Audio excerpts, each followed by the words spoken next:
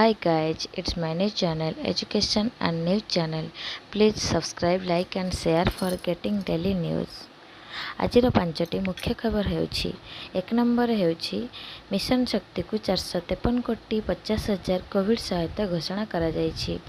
ଓଡ଼ିଶାର ମୁଖ୍ୟମନ୍ତ୍ରୀ ଶ୍ରୀଯୁକ୍ତ ନବୀନ ପଟ୍ଟନାୟକ ଘୋଷଣା କରିଛନ୍ତି। ତଦନୁଯାୟୀ ସ୍ୱୟଂ ସହାୟକ ଗୋଷ୍ଠୀଗୁଡ଼ିକ ଋଣ ଉପରେ ସୁଧ ଫେରସ୍ତ ପାଇଁ 200 କୋଟି ଟଙ୍କା ପ୍ରଦାନ କରାଯିବ।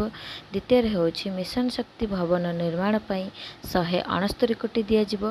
ତୃତୀୟରେ ହେଉଛି ସେମାନଙ୍କ ବ୍ୟବସାୟ ପାଇଁ 84 କୋଟି 50 ହଜାର ରିଲିଫ୍ ପାଣ୍ଠି ମଧ୍ୟ ପ୍ରଦାନ କରାଯିବ। 2 ନମ୍ବର ହେଉଛି ଆମେରିକାରେ ମଙ୍କିପକ୍ସ ଭୂତାଣୁ ଚିହ୍ନଟ। ଦୀର୍ଘ 20 ବର୍ଷ ପରେ ପୁଣି ଥରେ ଆମେରିକାରେ ମଙ୍କିପକ୍ସ ଭୂତାଣୁ ଚିହ୍ନଟ କରାଯାଇଛି। କରୋନା ଭଳି ନିଶ୍ୱାସରେ ଶରୀରକୁ ପ୍ରବେଶ କରୁଥାଏ ଏହି ଭୂତାଣୁ। ତୃତୀୟରେ ହେଉଛି ବିଜୁଳି ରାଜନୀତିରେ ରାଜସ୍ଥାନର କଂଗ୍ରେସ। ରାଜସ୍ଥାନ ମୁଖ୍ୟମନ୍ତ୍ରୀ ଅଶୋକ ଗେହଲଟ ମୁଖ୍ୟମନ୍ତ୍ରୀ କିଷାନ ମିତ୍ର ଏନର୍ଜି ଯୋଜନାର ଶୁଭାରମ୍ଭ କରିଛନ୍ତି।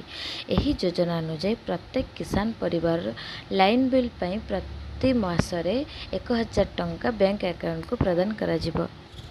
4 ନମ୍ବରରେ ଅଛି ତୃତୀୟ ଲହରୀ ପାଇଁ ପ୍ରସ୍ତୁତ। ସ୍ୱାସ୍ଥ୍ୟ ନିର୍ଦ୍ଦେଶକ ବିଜୟ ମହାପାତ୍ର କହିଛନ୍ତି, ତୃତୀୟ ଲହରୀ ପାଇଁ କେନ୍ଦ୍ର ସରକାର ପ୍ରସ୍ତୁତ ଅଛନ୍ତି। ପ୍ରତି ଲହରୀ 3ରୁ 4 ମାସ ପର୍ଯ୍ୟନ୍ତ ରହୁଛି।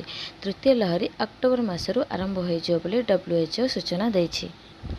5 ନମ୍ବର ଏବଂ ଶେଷରେ ସ୍ୱାସ୍ଥ୍ୟ ପାଇଁ ସକାଳର ସୂର୍ଯ୍ୟାଲୋକ ଓଜନ ହ୍ରାସ କରିବାରେ ସାହାଯ୍ୟ କରିଥାଏ। ସୂର୍ଯ୍ୟାଲୋକରୁ ଭିଟାମିନ୍ ଡି ମିଳିଥାଏ ଏବଂ ଭିଟାମିନ୍ ଡି ଅଭାବରୁ ପେଟରେ ଚର୍ବି ବଢ଼ିଥାଏ। ଚର୍ବି ବଢ଼ିଲେ ଓଜନ ବୃଦ୍ଧି ପାଇଥାଏ। ଯଦି ଆପଣମାନେ ଚାହୁଁଛନ୍ତି ଓଜନ ହ୍ରାସ କରିବା ପାଇଁ, ତେବେ ସକାଳର ସୂର୍ଯ୍ୟକିରଣ ଆପଣମାନଙ୍କ ସ୍ୱାସ୍ଥ୍ୟ ପାଇଁ ବହୁତ ଉପକାର ହୋଇଥାଏ। ଏଗୁଡ଼ିକ ଥିଲା ଆଜିର ମୁଖ୍ୟ 5ଟି ଖବର। Thanks for watching my video.